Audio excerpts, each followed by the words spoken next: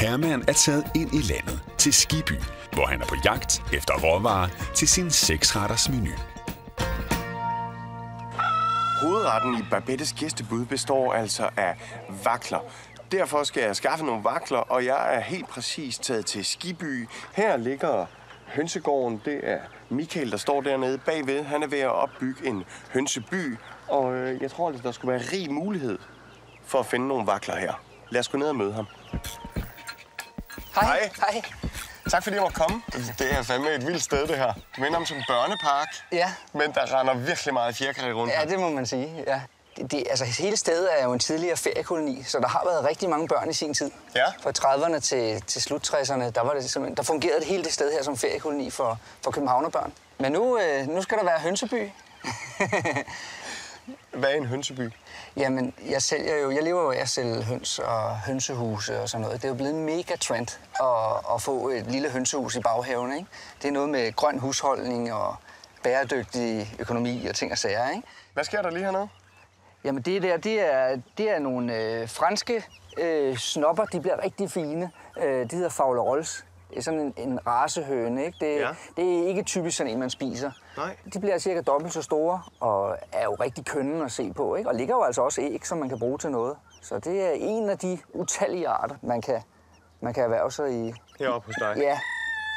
Når man ligesom kigger i den her køledisk, der er virkelig mange kyllinger, eller høns, eller hvad det er, og de er virkelig, virkelig billige.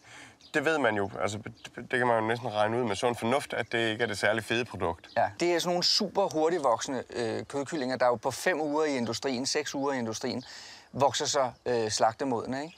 Men det giver jo sig selv, at der når ikke at komme ret meget smag i sådan et produkt. Så hvis du for eksempel har sådan en kødkylling gående i 3 måneder derhjemme, der går frit og æder græs og sådan nogle ting, og ikke bare hønsepiller, jamen, så får du jo en helt anden smag i kød.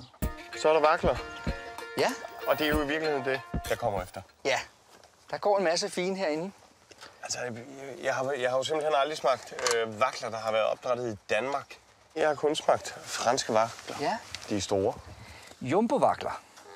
Men faktisk, når man sidder med dem i hånden, du skal prøve at tage den, du skal holde lidt godt fast i den, fordi der er simpelthen så meget kraft i den. Det er muskler det hele, ikke? Jo, det er der. Er det ikke rigtigt, man bliver næsten sulten, når man mærker den?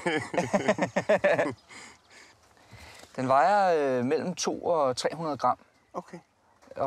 Og den er faktisk voksen på en 2 til 3 måneder. Ja. Når den er 2 måneder gammel, så kan den begynde at lægge æg. Okay. 2 måneder gammel, det er vildt hurtigt. Ja, det må man sige.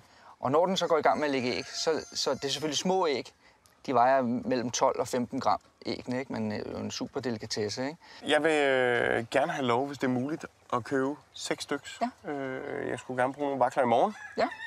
Kan det lade sig gøre? Vi pakker 6 af de mest kødfyldte. Af de mest kødfyldte? Ja. 6 stykker.